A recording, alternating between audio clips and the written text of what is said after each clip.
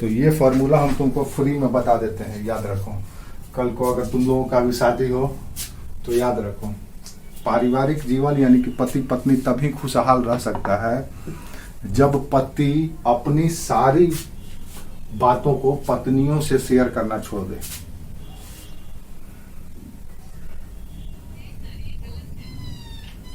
सुनो आप कैसे, जिस दिन पति अपने सारी बातों को, सुनो मेरी बात, जिस दिन पति अपने सारी बातों को पत्नियों से शेयर करना छोड़ देगा तो स्वाभाविक सी बात है कि पत्नी को वो गुंजाइश, वो गैप नहीं मिलेगा जिसे वो ढूंढ करके आप पे बार बार अटैक करे। दूसरी बात, पत्नियों को के सामने कभी भी किसी भी व्यक्ति का बुराई, शिकायत या कुछ भी इस तरह की बातें मत करो, कभी भी नहीं। हमेशा न्यूट्रल होकर के बात करो, न तो कभी किसी का ज्यादा तारीफ करो, न तो किसी का बुराई करो। हमेशा मिडिल मार्ग अपनाओ, मिडिल पाथ होना चाहिए, मीडियम पाथ होना चाहिए।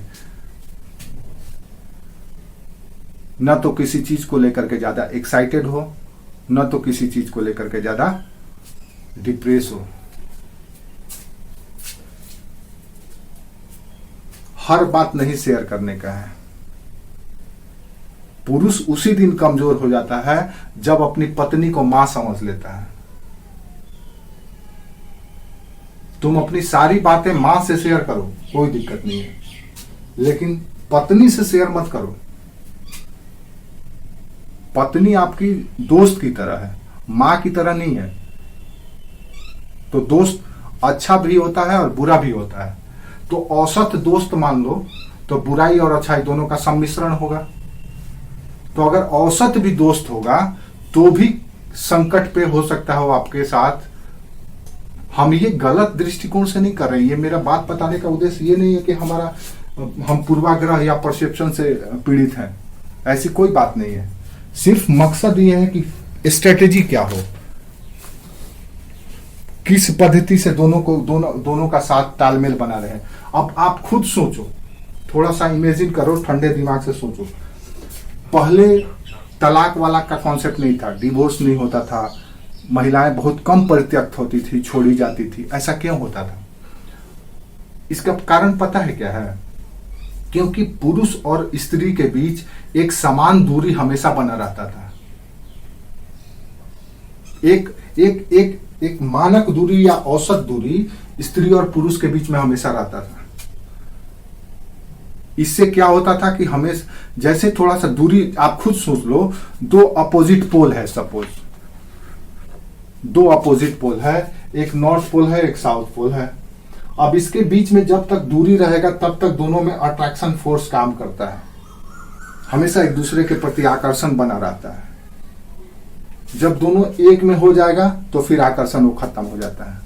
तो पहले यही था, पहले जो मेल होता था या फीमेल होती थी, वो दोनों में एक मानक दूरी, डिस्टेंस होता था। मेल का अपना एक अलग सोसाइटी होता था, फीमेल का अपना एक अलग सोसाइटी होता था। न तो मेल इसमें इंटर करता था, न तो फीमेल इसके सोसाइटी में इंटर करती थी। न तो मेल के बिजनेस में फीमेल इंटर करती थी, न तो फीमेल के बिजनेस में मेल इंटरफेयर करता था। यानी कि दोनों एक साथ होते हुए भी, जिस तरह से, ऐसे समझ लो कि मान लो कोई गाड़ी है, व्हीकल है, व्हीकल में पहिया लगा हुआ है। अब ये पहिया है, दोनों साथ साथ चलता है, दोनों जब तक चलेगा तभी तक गाड़ी आगे बढ़ेगी। लेकिन दोनों में एक दूरी है और एक औसत दूरी, स्टैंडर्ड दूरी बना रहेगा तभी ये चलेगा। जब दोनों एक साथ हो जाएगा तब मामला खराब। अभी के समाज में यही हो गया है। अभी के समाज, और ये होने के पीछे कई कारण है। अभी के समाज में क्या हो गया कि ये दूरी पूरी तरह से खत्म हो गई है। हम लोग विकसित होने के नाम पे, प्रोग्रेसिव होने के नाम पे, लीनियंट होने के नाम पे, उदार होने के नाम पे, कई ऐसे वजह है जिसके नाम पे हम लोग पुरुष और स्त्री के भेद को खत्म कर दिए। लेकिन ये भेद होना चाहिए। प्रकृति ही बना करके हमको अलग अलग भेजी है। अगर पुरुष और स्त्री के बीच में समानता रहता तो प्रकृति, उसका नेचर, उसका शारीरिक आकार प्रकार, उसकी क्षमता, उसके सोच सब हमारे ही तरह होता है, लेकिन अंतर होता है, अंतर है हर मामले में। तो उसको अंतर को बने रहने दो। आजकल हम लोग फेमिनिज्म के नाम पे, महिलावाद के नाम पे, या आप कह सकते हैं कि वुमेन एम्पावरमेंट के नाम पे, महिला सशक्तिकरण के नाम पे ये सब चीज को खत्म करते चले जा रहे हैं। ये बात हम अनावश्यक बात नहीं बोल रहे हैं। यूपीएससी का आपका जो एरिया है सोशल जस्टिस, सामाजिक न्याय, उसका एक टॉपिक है आपसे, तो इस कॉन्सेप्ट को ध्यान में रखो। ठीक है, सरकार पहल कर रही है, आप पहल कर रहे हैं, उसके डेवलपमेंट की बात कर रहे हैं, आप अपने डेवलपमेंट की बात कर रहे हैं, कीजिए। लेकिन पति पत्नी का जो संबंध है, पति पत्नी का ही रहने दीजिए, माता और पुत्र की तरह उसको कन्वर्ट मत कर दीजिए।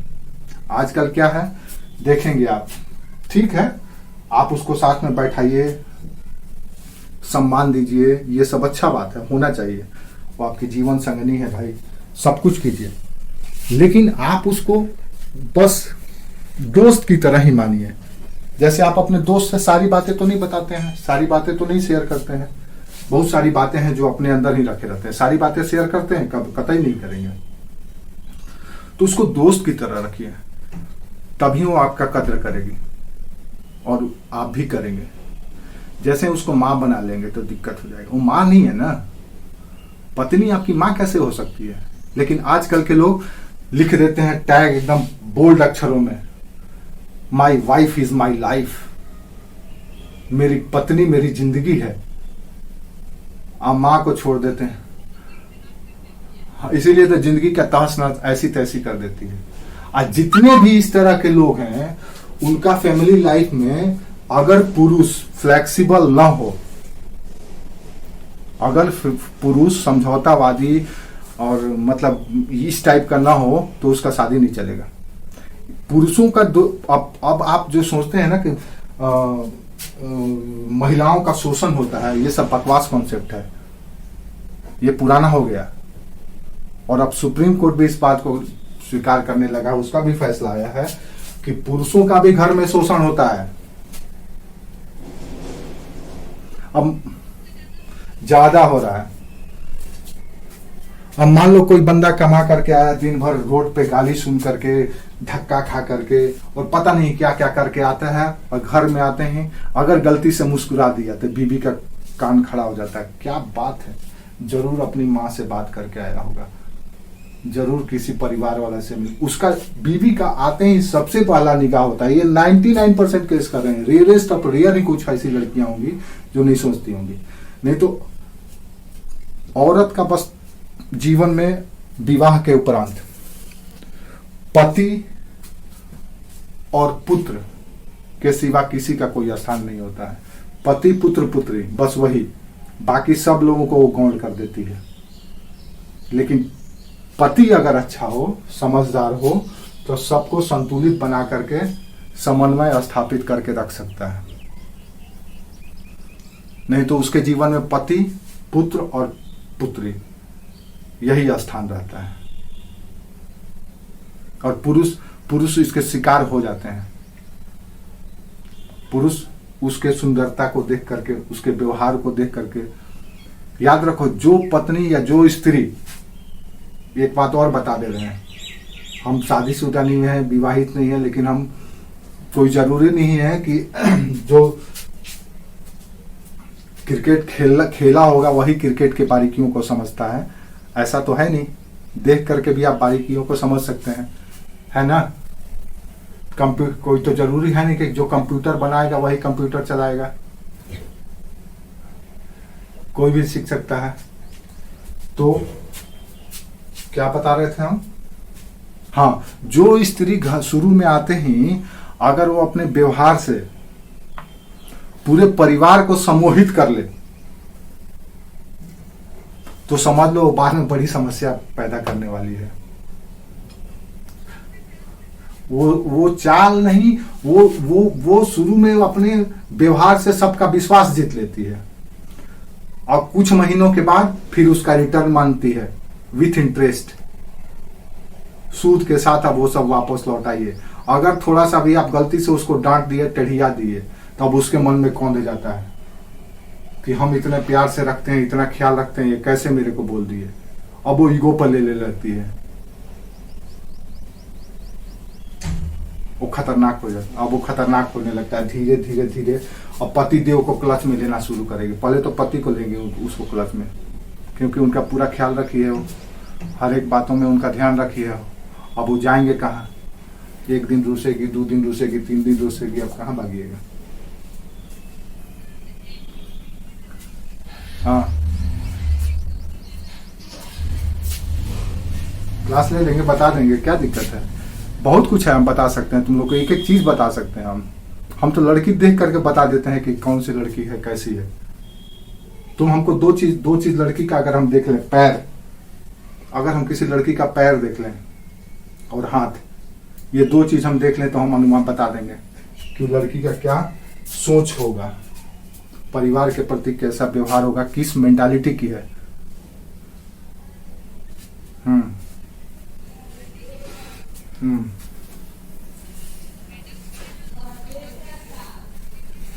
हम्म हम्म हम्म क्या? हम्म।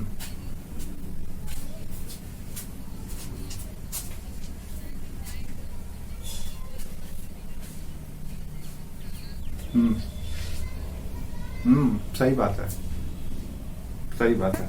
तो पुरुष अपना कब्र खुद, जनाजा खुद तैयार करवाता है लड़कियों के हाथ में, स्त्रियों के हाथ में। और विवाह के उपरांत बहुत कम। अच्छा, एक और बात याद रखो, जो लड़का जितना ज्यादा शरीफ,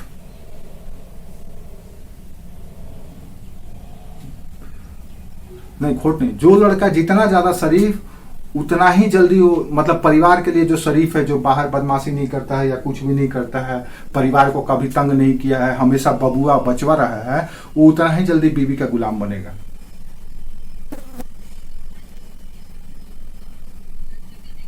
और वो बहुत जल्द अपने माता पिता को भूलेगा,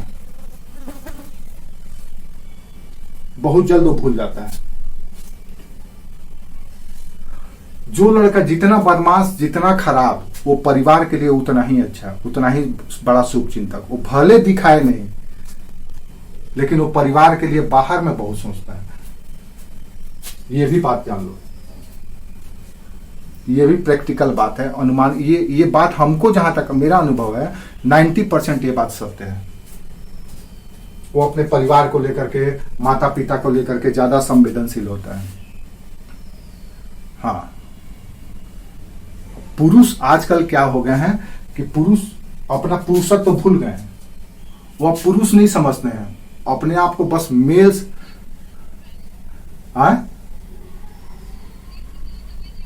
वो तले दबे के नहीं जा रहे हैं, पता है, वो तले दबे नहीं जा रहे हैं, वो अपने ऊपर जानबूझ कर चढ़वा लेते हैं। स्त्रियां थोड़े ना आपके छाती पर पैर रख करके चढ़ती है, आप खुद लेटे जाते हैं, बिछ जाते हैं उसके सामने, चढ़ जाओ, आओ मेरे छाती पे चढ़ के तांडव करो, तो आकर के कर लेती है। उसको तो अवसर चाहिए तांडव करने के लिए। पहले पुरुष बहुत कम समय देता था स्त्री के साथ। अपना विवाह हुआ है तो जब अवसर मिला अपना पत्नी से मिला, नहीं तो बाकी समय बाहर द्वार पर, दलान पर, समाज के साथ, लोगों के साथ बैठता था, बातचीत करता था, सामाजिक होता था, सामाजिक होता था। पहले पुरुष सामाजिक होता था, अब पुरुष सामाजिक नहीं है। अब पुरुष हो गया है पराधीन। पहले सामाजिक होता था, अब हो गया है पराधीन। किसके पराधीन? तो समाज के पराधीन नहीं हुआ है, समाज को छोड़ करके परिवार और स्त्री के हाथों पराधीन हो गया है। सब जगह से लड़ करके आता है और वहां हार जाता है। क्यों? क्योंकि अब आप खुद सोचो कि आप जिसके साथ डेली लड़ाई कर रहे हो, जिसके साथ डेली द्वंद्व कर रहे हो, जिसके साथ बहसा बहसी कर रहे हो, आप अगर अपने स्त्री के साथ बहस कर रहे हो, आर्ग्यू कर रहे हो, तर्क दे रहे हो, उसकी बातों को सुन रहे हो, जवाब दे रहे हो, तो क्या होगा? धीरे धीरे तुम्हारा वैल्यू है कम होगा, उसकी नजरों में इज्जत कम होता चला जाएगा, और किसी ना किसी मोर्चा पर तो उससे हारोगे ही। किसी न किसी मोर्चा पर तो हारोगे ही। या तो निजी संसर्ग में हार जाओगे, या तो सामाजिक सरोकार में हार जाओगे, आर्थिक संपन्नता में हारोगे, शारीरिक क्षमता में हारोगे, किसी न किसी मोर्चे पर तो उससे हारोगे ही। और जहां हारोगे, अगर थोड़ी सी भी नारी में ये प्रवृत्ति होगा कि आपको कंट्रोल करना है, उसको लगता है कि इसको कंट्रोल करना है, तो आपको वहीं से कंट्रोल करना शुरू कर लेगी। हालांकि कुछ लड़कियां ऐसी भी होती हैं। अच्छा, ये आजकल इसलिए कॉमन हो गया है क्योंकि अधिकतर लड़कियों का परवरिश अब न्यूक्लियर फैमिली में होने लगा है, यानी कि एकल परिवार में होने लगा है, जिसमें माता पिता भाई बस यही परिवार है। 2 BHK के फ्लैट में परवरिश हो रहा है, तो 2 BHK का फ्लैट का परवरिश का दिमाग कैसा होगा? तो अब परवरिश नहीं होता है, पाले जाते हैं बच्चे। पहले परवरिश होता था, अब बच्चों का पालन होता है। परवरिश जब होता था तो संस्कार साथ में रहता था। आपके साथ, एक बच्चे के साथ, अगर ज्वाइंट फैमिली है तो एक बच्चे के साथ इर्द गिर्द कई लोग जुड़े होते थे, जैसे चाचा, अंकल हैं, बाबा हैं, भाई हैं, गांव के चाचा हैं, गांव के बुजुर्ग हैं, मामा हैं, तो नाना है, तो ये फुफेरा भाई है। इस तरह से उसके इर्द गिर्द लोगों का समूह होता था। और सबों में लड़का का जो लड़के के मन में जो सम्मान होता था, इन सबों के प्रति समान होता था।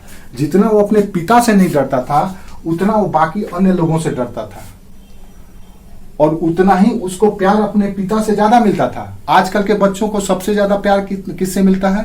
या तो अपनी माता से या पिता से। बाकी किसी लोगों से कोई मतलब नहीं है। क्यों नहीं है? क्योंकि उसका कहीं कनेक्शन ही नहीं है, इसका सोशल कनेक्शन ही नहीं है। तो कहां से उसको इंटीमेशन मिलेगा? एक मिलता नहीं, अभाव रहता है। तो धीरे धीरे उसका दिमाग भी छोटा होने लगता है,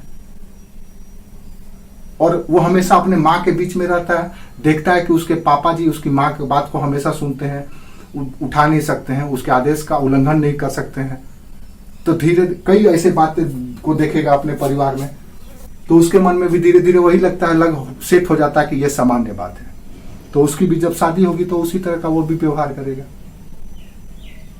नहीं, तो ये परिवार से समाज बनता है और समाज से राष्ट्र बनता है। तो परिवार ही हमारा कमजोर हो गया है। अब यहाँ पे किसी बच्चे को